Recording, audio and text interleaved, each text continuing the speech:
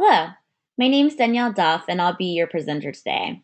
Currently an employee engagement program manager with 5 years of government experience with communication and web management. And today I'm going to talk to you about 6 tips to make your nonprofit website user friendly. Your organization's website is a portal of information. It has the ability to convey all the important aspects of your organization right at the fingertips of the user visiting your site. You wouldn't want someone to turn away from your office, and you shouldn't want someone to turn away from your website, and a poorly designed website can do just that. A user friendly website is more than just a pretty site. A user friendly website can engage a user, providing information about the organization, news, contact information, how to donate, and so much more. A well thought out and user friendly designed website can help your organization reach more of an audience and keep them. Your nonprofit's website is something that you are in total control of. You can control the design and the layout of the website. You can control the branding. You can tell your nonprofit story the way it was meant to be told. And the possibilities are endless. By the end of today's webinar, your organization will learn to create an inviting organizational homepage, make it easy for supporters to donate online, use storytelling, think like your audience, design with an intention, and keep information updated. Okay, and with that, we're ready to look at the 6 tips for making your nonprofit website user-friendly. So the first step is to create a visually pleasing and organized homepage. If your homepage isn't clear, concise, and informational, chances are your audience will never make it past that first page. When a user first lands on your homepage, it should be obvious to them who you are. So you want to prominently display your donation button on the homepage. Visitors to the site shouldn't have to dig around for it. If they can't find it quickly, they may even give up and you may lose out on a donation because of it. So make sure that you definitely have it prominently displayed, maybe in the left or right hand corner, somewhere where a visitor can see it as soon as they get to your website. And along those same lines, you want to prominently display your organization's logo. It sounds a little obvious, but you'd be surprised how many organizations lack this fundamental aspect. When a user comes to the page, they want to and they should be able to see your organization's logo. It's a form of branding. It lets them know, which page they have landed on. You also want to have a link to your organization's contact information right on your homepage. Oftentimes, a visitor will come to your site looking for general information. Maybe they want to call your main line, or maybe they want to reach out to your volunteer coordinator. So it's very important that you have this information right at their fingertips. I definitely advise you to have a category or a tab somewhere that says contact information and has all of that contact information easily and readily available. You also want to display links to your social media, such as Facebook, Twitter, Instagram, any social media account that you have. It's great to have that on the homepage. You know that they have those little logo buttons now that you can place on websites. So definitely display that. It allows a visitor to not only know that you have these social media accounts, but allows them to quickly go from your site to your social media site and hopefully like or follow you on those social media accounts. So it's very important that you have that on your homepage.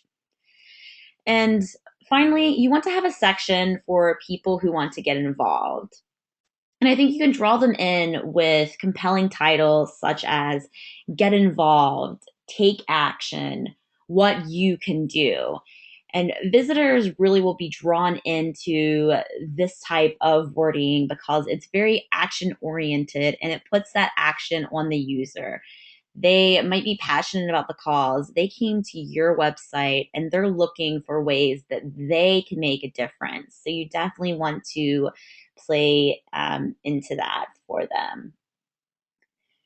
So you definitely just want to make sure that you have all of these elements on your organization's homepage. Okay, and now I'd like to show you an example of a organization that I think actually does a great job of creating just this very welcome homepage. This is the Young Survival Coalition. As you can see here at the top, as soon as you come here, you can see their logo. It's branded. As soon as I get to the page, I know exactly where I am. Over here in the right-hand corner, you can see the links to their various social media accounts. They actually have a lot: Facebook, Twitter, YouTube, Flickr, LinkedIn. And then I love these tabs that they have. As soon as I come here, I know that, here's information for survivors, and there are the various programs that the coalition does. Here's the button to get involved and volunteer. And look at how comprehensive this is. I mean, there are so many ways to get involved and volunteer. As a person who would come to the site interested in being involved, I could easily spend, half an hour just going through and looking at all the opportunities for me to get involved. So that's really important. And then over here, you can see this little donate category. And once again, it's very comprehensive. It allows the visitor to donate in numerous ways. So I really think that they have just done a great job here of creating a very welcome and organized homepage.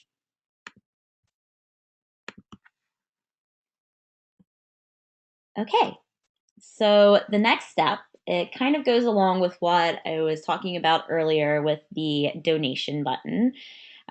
You want to make it easy for supporters to donate online. So, as I already referred to earlier, you want to make a button or a link on your homepage that says donate or some variation thereof. You really want the visitor to know that it's donate. I've seen some organizations use the phrase make a gift, which personally I don't really have a preference toward, just because I feel like it's very passive. I think donate is compelling, it's one word, it's actionable. So I think that if you're going to use any word, that's a great one to go with. Um, and once the user clicks on the donate link, it should be intuitive how they donate online. You shouldn't make them have to click two or three times just to get to the information that they're looking for. Once they have to start clicking more than once or twice, you're going to lose them. So make sure that this important donation form is readily accessible for them. You can also list other ways to donate, by mail, fundraising. We saw that earlier with the Young Coalition page. They had various ways for you to donate. And while you're at it, another great thing that you could do is create an infographic or a page that explains exactly where a donor's money goes within the organization. I personally love it when organizations do this. If I'm donating, let's say, $25, and it tells me exactly where the $25 is going to go. Maybe it's enough to feed a child in Africa for an entire month, or maybe it's helping to put a young girl in the United States through some type of educational after school program. So, if you can really provide that type of information, users definitely find it compelling and interesting to know exactly where their information and their money is going. Okay, so the next thing that you want to do is embrace storytelling. And stories are so important. As human beings, we are really drawn into stories. So you want to tell the story of a real person who has used or maybe needed something that your nonprofit provides. Make it compelling. Tap into that human emotion. And I think that once again, the Young Survival Coalition does a great job of storytelling. Like here on their storytelling page, you can find survivor stories and has these great pictures. I can see here Jennifer's story, diagnosed at 24, and I can click on it, to read a story. And it's actually from Jennifer herself. It's from her point of view. And to me, that's just compelling. As human beings, we really love that emotional component of reading a story from someone who's actually gone through the experience. So definitely think about that if you consider to use storytelling on your organization's website.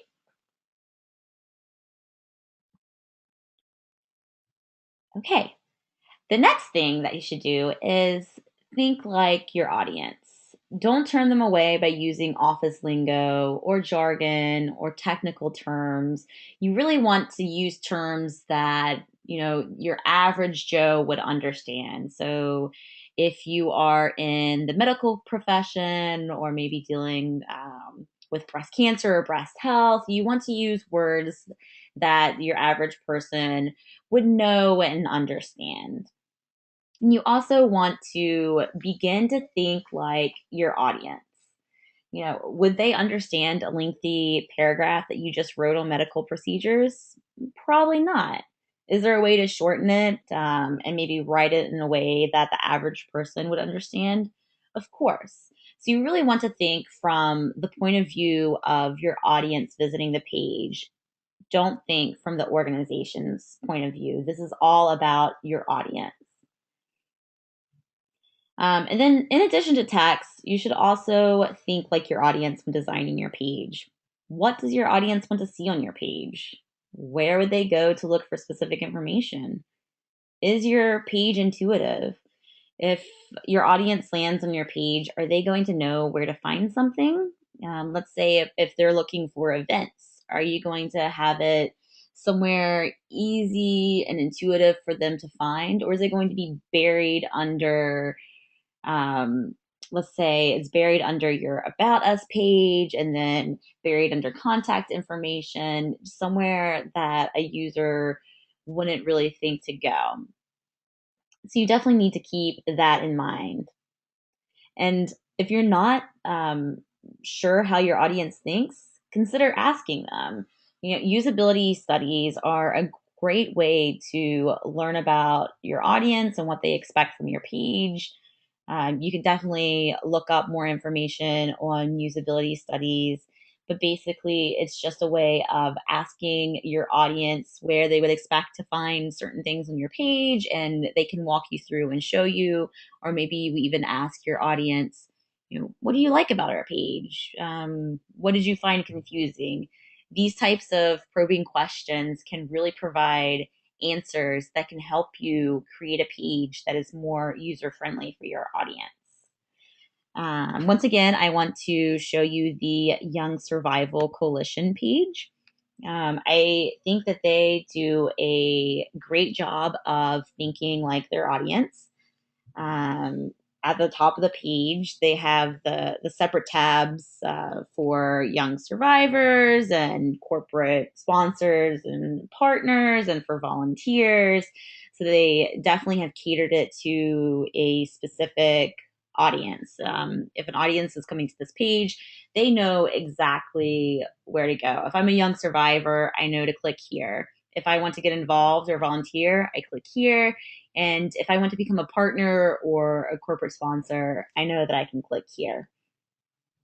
And then down here at the bottom, they have this amazing info just for you box. And it is categorized by, someone who's been newly diagnosed, someone who's a survivor, someone who's a caregiver, and someone who's a healthcare provider.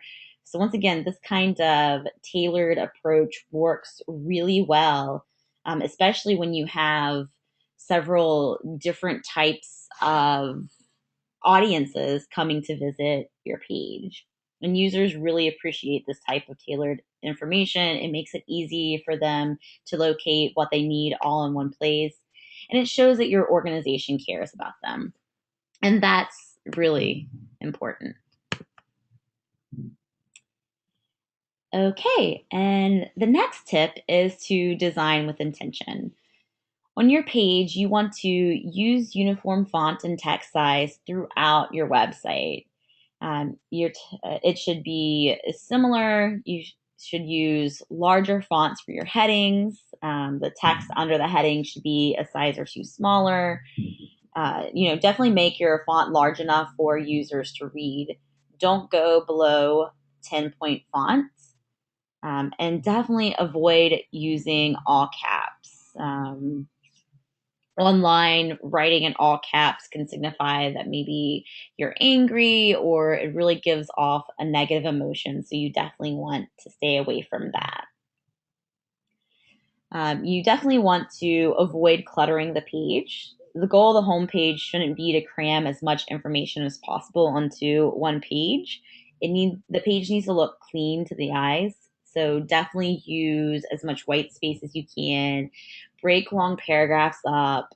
Use headings to break up long text. And this will allow the user to quickly scan the page to locate the information that they are looking for. And finally, keep information updated. There's nothing worse than going to a site for information and seeing that it hasn't been updated in months or even years. If you have a rotating banner or a news area on your front page, make sure you update on a regular basis.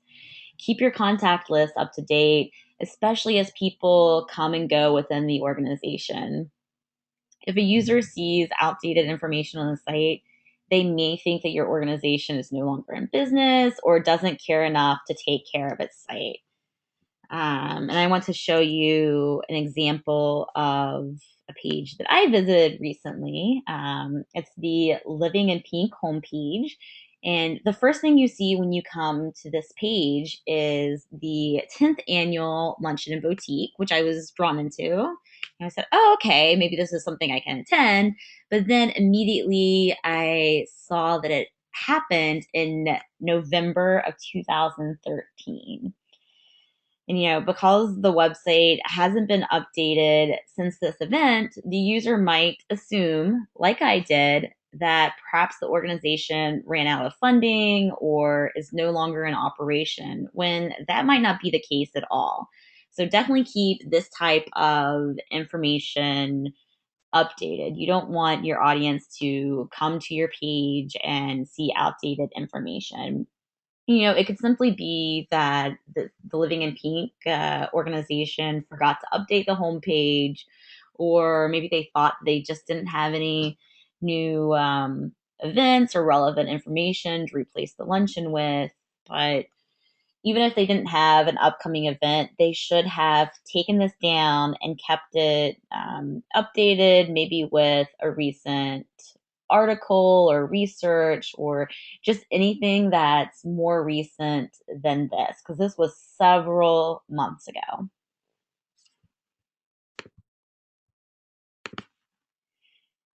Okay. In conclusion, user-friendly websites are more likely to attract and retain your audience. So make sure your website experience is as easy as possible for those visiting your site. Take a look at your website. Could it benefit from any of the 6 tips for making your website user-friendly?